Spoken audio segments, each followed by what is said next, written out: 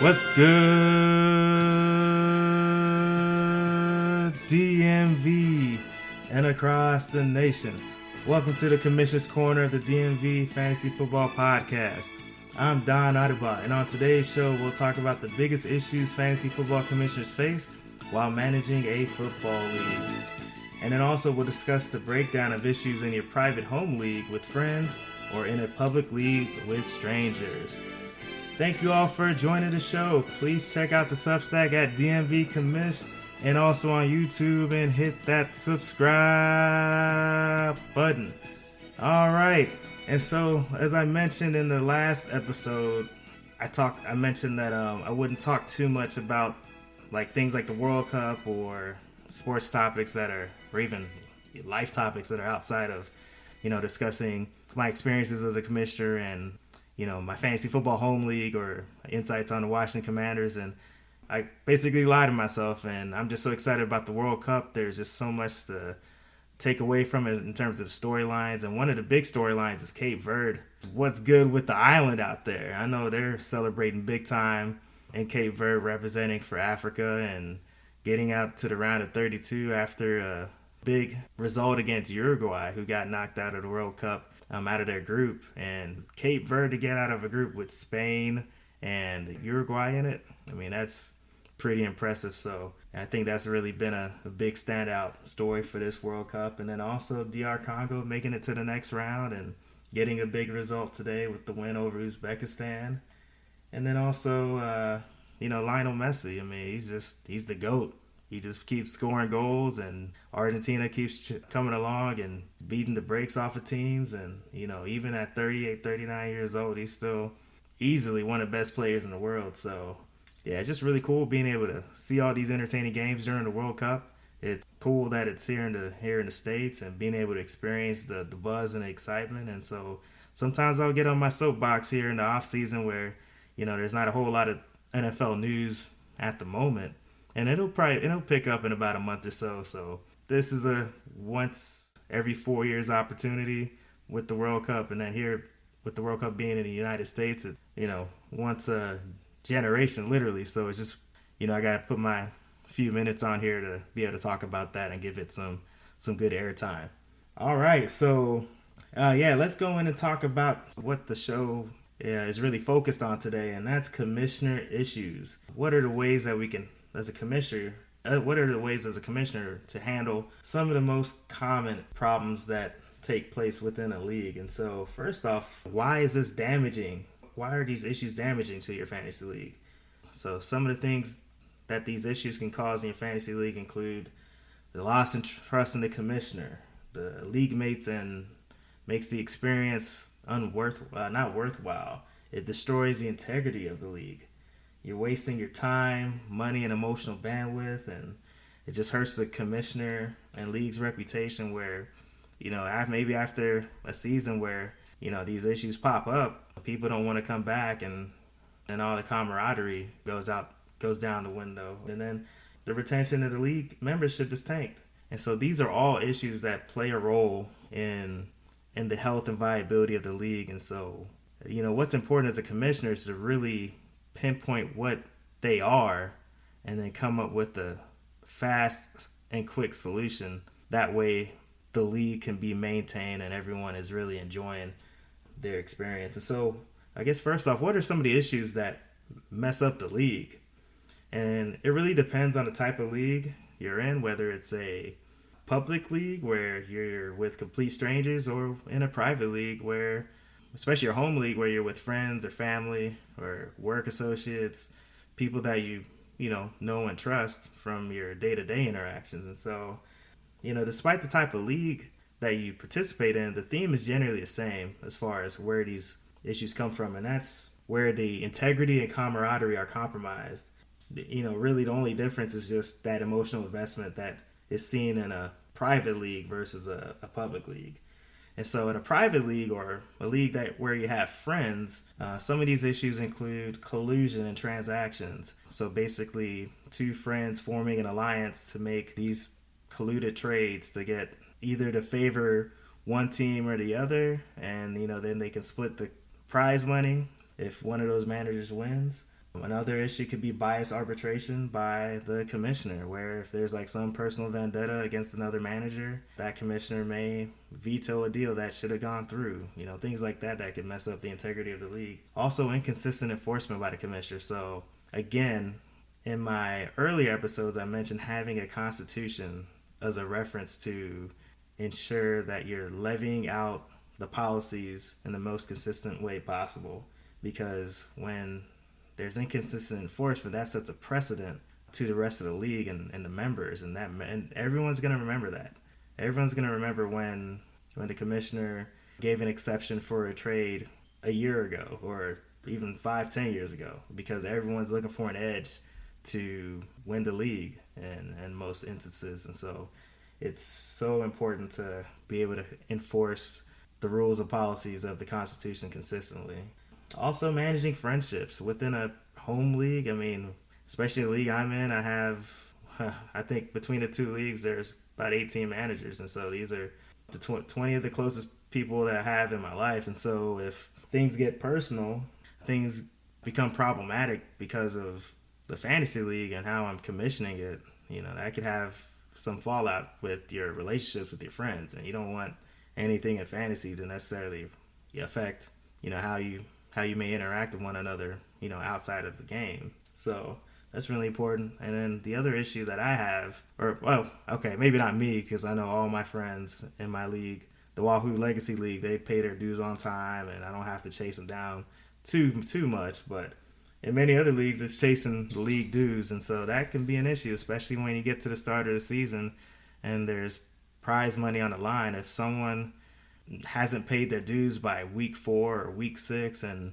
their team is tanking or not doing well, they're not going to be as incentivized to pay their dues, because they're probably not going to have a shot to win, and they don't want to, and so they're going to be more difficult to track down by the commissioner. So that's a really big thing that has to be addressed, and the commissioner has to really make sure to set a deadline and be unwaveringly consistent and pestering to make sure these transactions are being made for league dues.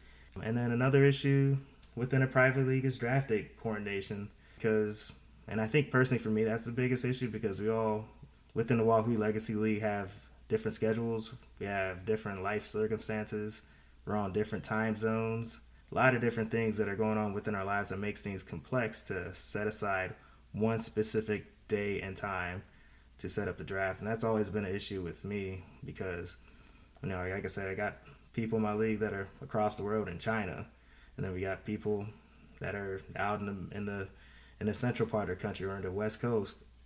And being the friend that I am, or try to be, you think about them a little bit more. You have a little bit more emotional investment, because we're all dealing with stuff or just dealing with the busyness of life, and you're trying to cater to everyone's schedule. But at the end of the day, the draft has to be done, and that's something that has been really tricky for my end. Another issue that comes up for commissioners in a friends league or in a home league could be even favoritism. Some commissioners may like some members of the league more than others, whether it's within families or your friends groups. It's definitely an issue that could come into play in levying out, like vetoing a trade, or just the way rules are implemented, or even just the camaraderie. Every one of 12 people or 10 people in your league are equally viable members of the league. And so, commissioner has to really make sure to be, at least in putting out league communication, has to be very, very neutral and transparent and just fair to be able to ensure the integrity of the league and that everyone's being treated fairly, essentially. And then also, with relationships or families, there could be personal trash talk or personal banter that could have people feeling some type of way or getting in their feelings, and you never know how that turns out, and that crosses over into the friendship aspect. So you really got to make sure as commissioner you know your friends well, know their pain points, know their sensitive spots. Don't say anything personal about, especially, like if it comes to, wife or girlfriend or some embarrassing thing that happened back in the college days or years ago growing up. Nah, don't put anything personal out there that'll that's exposed to the rest of the league where, someone might take it personal. But it really depends on the commissioner and the relationship with the members of the league. But yeah, just try to toe the line there. And then in terms of a public league, the issues that are very common that can affect the commissioner's experience is ghosting primarily, because no one really knows each other. There's no connection outside of what might be in the group chat or in the emails or whatever correspondence that takes place within the fantasy platform. And so if some team or some manager is losing early in the season, it's really easy for them to just check out and not pay attention to their squad. So that completely changes the competitive balance, and it's a huge headache for those commissioners. And that's part of the reason why I haven't gone out to manage or commission a public league, just because having to handle that type of apathy takes a lot of energy out of it. So yeah, but there are pros and cons between public leagues and private leagues. So, but yeah, that's just one issue from the public league. And then the other thing is just lots of spam. And whether you're into gambling or not, there just could be lots of promotions or self-promotion or spam of gambling ads or promoting some product or some app that has no relevance to the league whatsoever, and it just needs to be cut off immediately. Like, I remember I joined a Washington Commanders Discord trying to promote, or I joined their fantasy football channel to promote this podcast and my Substack, and the two moderators came in literally asking me immediately, like, hey, make sure you don't post anything about gambling, no ads, no nothing. We got bots looking out for you. I'm like, all right, bro. I mean, hey, I'm just coming in, just trying to promote this podcast and Substack, and just try to get fellow DC folks coming on to read about the show, or to read the newsletter, or to hear the show. And it's a big thing. I mean, I've even gotten requests after I've joined a fantasy football Discord if I want to get in on some gambling action. Or he said action, but I'm pretty sure it was gambling and not anything else. But either way, I was going to run away. And so you as a commissioner really have to nip that in the bud, because, with the way gambling is proliferating, it's just something that will be a huge distraction to the league with inundated messages about some product or promotion. Another issue that are in public leagues is just toxic political and cultural discussion, and nothing else needs to be said. Just get on YouTube or Facebook or Twitter and there's going to be all kinds of toxic discussion from different sides of the spectrum, and that's just asking for a lot of volatile, explosive discussion that can completely alienate members of the league and really put the commissioner's leadership in question as far as being able to resolve that. And that's another no-no. The other thing is also, in a public league, there's not going to be as much of a personal connection, so the communication and camaraderie is not going to be great. And so it really comes on to commissioner to be active and really engage the entire league and each member, because without that, it's just going to be just some generic public league. And so I've been in a college football crossover league, and I'll have one of the commissioners or one of the leaders of that league come on at the end of July. Shout out to Cam up in Canada.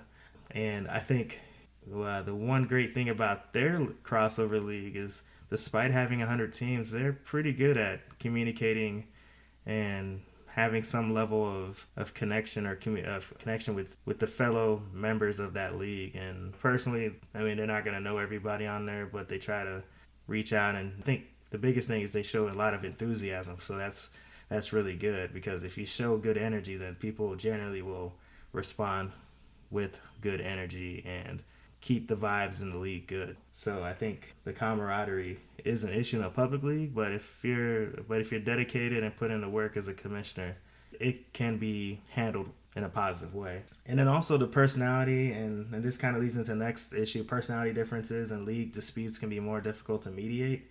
And so when you don't know people, it's really difficult to really connect on where you can meet in the middle with the parties. And so if there is a conflict, it just makes it more complicated to really dig deep and kind of know what's going on with the person.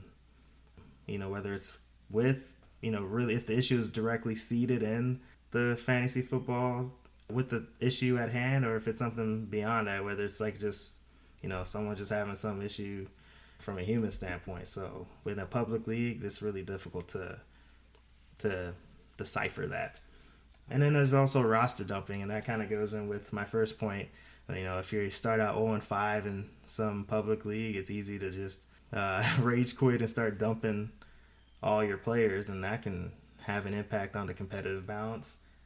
And then there's also collusion. So one big issue in public leagues is people, especially public leagues that have money, is that people will sign up for two different accounts and basically collude against one another or collude with one another to give themselves a better chance to win, which can also change the competitive balance of the league. So I'm sure people have done that, where they join a public league and then they have two different email accounts and they can collude with each other or collude against other teams to give themselves a more favorable chance to win, whether it's like with trades or waivers, those kind of things, or the draft. And it's just really something that a commissioner has to be on the lookout for.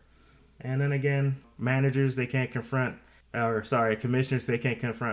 that aren't up to snuff or impacting the integrity of the league. So those are things that have to be, or those are issues that have to be addressed.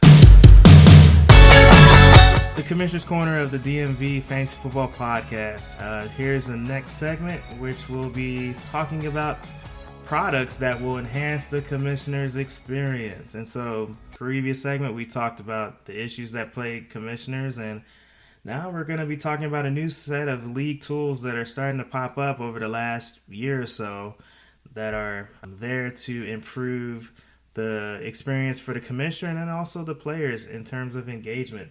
And so I think a lot of this is due to the proliferation of more people playing fantasy football at just an astonishing rate. And so just to look at the numbers, over 30 million people play fantasy football each year. And now women are taking up 38% of the players, which is the fastest growing demographic. And that's pretty cool because, when I started a league, it's been all guys until maybe about 12 years ago, where we had one or two ladies join our league. And it's just nice to see more ladies jump in on the fantasy football action. And so I think there's all kinds of reasons why people are more interested in fantasy football. I think part of it is there's a new set of league formats or roster formats that are beyond standard in PPR leagues. So you got best ball, you got superflex, guillotine, survival, IDP, which is individual defensive players, and then there's also gambling adjacent leagues such as daily fantasy sports. And I'm not a huge gambler at all. It's not something that I put a lot of money into. It's not, And so I think because gambling is becoming more open in many of the states across the country, I think daily fantasy sports has gone along with that. And I think a lot of the gambling community is transitioned over into daily fantasy sports. And then those that are casual gamblers are going into daily fantasy sports. And so I think that's what is contributing to this significant increase of people playing fantasy football. And then I think the other reason why people are really getting into fantasy football is because the apps are more streamlined, such as Yahoo or ESPN, whatever platform you use, Sleeper. I mean, I had only heard of Sleeper about 2-3 years ago when I got invited to join a basketball league for the NBA season. And at first, I didn't really love it, but I can see why it's so popular just because of all the options. It's so customizable. It's pretty easy to use. They got chats. And I think the mobile apps are just more user-friendly and they're intuitive to use, which gives like an easier learning curve to pick up on fantasy football. And I think, the NFL has honestly done a really good job of promoting the league. And I think people have gotten into particular players or storylines, and I think that might nudge them to get into the fantasy football space. One dirty secret that I'll tell, and I think, maybe people may already notice, is honestly there's a lot of variance in fantasy football, and anybody can win. Let's just keep it 100. Anybody can win. You can do all the research in the world. You can have your fantasy football analyst and best ball analyst and podcast come on, or me talk about who I think is who's going to be a league winner. But at the end of the day, as long as you set your roster, anyone's got a shot to win. So because of that randomness, I think people are going to be willing to try it out, whether they're a complete novice, just trying to learn more about the NFL and fantasy football, or if it's a true professional that has been doing it for over 30 years. So I think with the fantasy football becoming into the mainstream, there's an opportunity for these new apps and products to come out to help keep the league more engaged. And so some of the commissioner tools and platforms to help manage the increase of these leagues, and I think it's helpful for the commissioner because, the commissioner with these new leagues has more administrative burden. You got to keep track of dues, keepers, rosters, draft results, rules, format of the league, understanding the scoring formats, understanding how waivers and free agent pickups work during in-season, the trade deadline, the playoff formats. There's even fantasy football leagues for specifically the NFL playoffs, and so commissioners have to really keep track of all that in addition to the teams or managers themselves when it comes to like league voting or passing some sort of amendment to update the bylaws or constitution. There's so much going on with being a commissioner that it can be very overwhelming, and so there's a new set of tools that are being put out, at least in the early stages, that could be of help to fantasy league commissioners. And so currently the tasks that are the tools that are used to handle these tasks include Microsoft Excel, and that's kind of where I'm at right now, where I have been basically keep track of keepers, rosters, who's paid dues, and so on. And then to manage the dues within my home fantasy league, the Wahoo Legacy League, by the way, is just handling transactions through PayPal, Cash App, Venmo, Zelle. That's just been the way that I've handled it for the last 20 years, but I also manage a league with friends who I can trust to get the money on time, and they generally trust me to get them the money on time. So, I'm not taking the money and paying for rent or anything like that, but yeah, it really just comes down to trust. But in a public league where you have complete strangers, there are tools out there that manage those transactions, and that includes League Safe, that has a Stripe, and also the Stripe payment platform, and it's integrated into just about every public fantasy league platform, Yahoo or Sleeper, and that just ensures that the commissioners aren't keeping the dues that are being paid to them or mismanaging the funds for improper reasons at the time of prize payout. So it's helpful for the commissioner to have one less thing that they have to worry about, but then it also helps maintain the integrity of the league and also keeps people from having to chase down the commissioner or even put out charges against the commissioner if they're stealing their money. And then some other tools that are out there that help improve league engagement are highly customizable leagues, and that goes beyond the major big three fantasy football platforms, which are ESPN, Yahoo, which is my home league setup, and Sleeper. The NFL.com, they did have a fantasy league for a while, but it just recently shut down last week. So NFL.com will no longer have a fantasy football platform for users, and I believe a lot of that will transition into ESPN, as ESPN and NFL Network had a network merging agreement last year. So there are other customizable leagues that include Fantrax, and that's known for its limitless customization options, and it allows commissioners to modify virtually every setting from deep roster sizes and taxi squads to unique trade rules and complicated playoff brackets. It's excellent for deep complex leagues. It has a huge community forum for recruiting managers to your league. There's also a treasury feature to collect dues from managers before they're given access to a team, which I think is super helpful. And then Fantrax has a massive database of paid leagues that you can join. The app caters to all fantasy sports, which kind of dilutes the fantasy football appeal a bit. So they have a platform for Major League Baseball, NBA, hockey, and other sports. And for me, I just feel like I want an app that's just dedicated to football.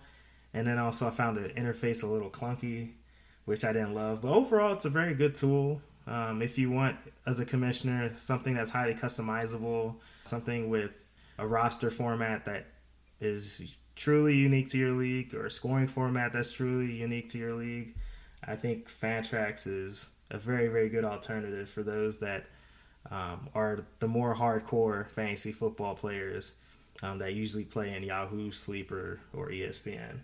The other customizable fantasy football league platform that is a big thing is My Fantasy League, which is known as the MFL. And it's currently the gold standard for extreme customization. The MFL is the go-to platform for hardcore dynasty managers who need to implement things like multiplayer contracts, salary caps, rookie-only drafts, and highly complex scoring that's specific to dynasty leagues especially. And I've seen league setups out there in the MFL that really makes you feel like you're a general manager or team executive. I mean, there are leagues in MFL.com that just looks like you're in a war room or something, where you're managing the cap, you're managing the rosters, the draft. I mean, you might as well just be managing the schemes too. I haven't seen that level of detail on Yahoo ever, and I'm sure they archive the league results throughout the years, and I just think MFL is excellent. I think if you're a hardcore fantasy football player, I think it's a very good option, but it does come at a cost. There is a subscription. I think it's like you just have to check online, but it's not a nominal fee to subscribe to MFL. And so, for those that are casual fans, I don't think it's really a useful option compared to Yahoo, ESPN, or Sleeper, but they do have a free playoff fantasy platform that's open for anyone to join. I think I'll probably jump in on one of those in the upcoming year to try it out and see if my league mates will be interested in that after week 18 and when the fantasy playoffs and the regular season conclude. And then looking at some of the commissioner tools and platforms to enhance the fantasy football experience. So I just talked about the leagues, but in terms of specific tools that enhance the commissioner or the player's experience, I have 4 to me that stand out. So first is Fantasy Sports Reports. So that's an app that I heard about on Reddit that's designed to enhance the experience for participants by writing weekly newsletters that summarizes the league matchups with various levels of banter that can be customized by the commissioner. It's customizable in Yahoo and Sleeper leagues. It's not on ESPN, and it's also subscription based. Also, there's an app called League Challenge, or a website called leaguechallenge.com that has weekly mini games within the season to boost league engagement. It tracks performance across the season, and currently it supports ESPN, and the owner or the creator of this app is planning this or integrate this into the other platforms. And currently it's free before they go to their premium launch, which at that point there will be a subscription, but I feel like these are the first 2 apps are still in its early stages, and I don't know the creators of those 2 apps too well, but get on Reddit and you'll find out more. And then also you have League History, and I really like this app because as a commissioner who had to dig through all the emails, go through my Yahoo settings, and go through my personal files to see who won the league over the last 20 years, which I published on my first Substack episode, I think this is really helpful to archive all of that data into one database, and they have a lot of analytical tools that will summarize the standings, the points scored, the rosters over the years, and it's just a really nice platform that I think is a personal favorite of mine.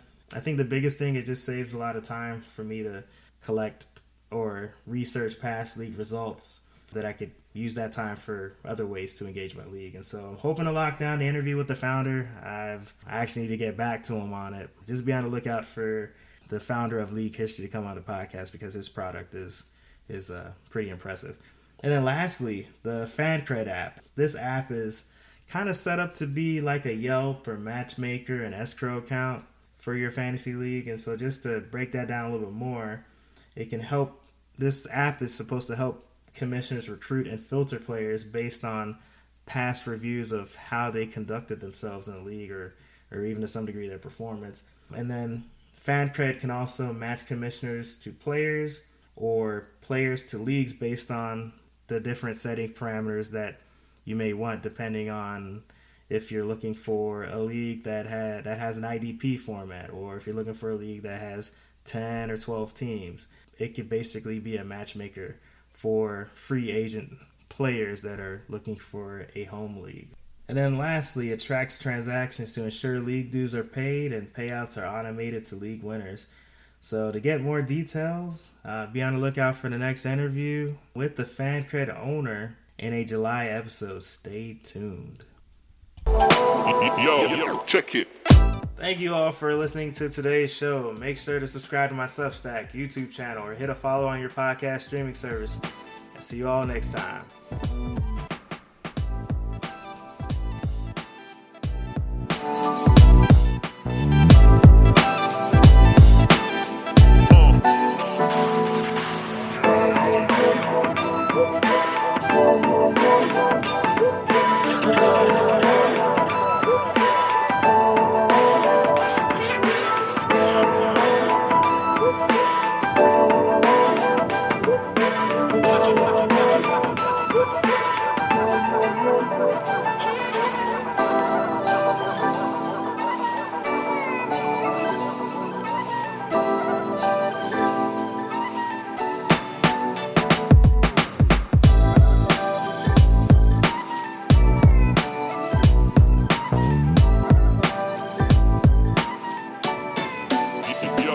Check it.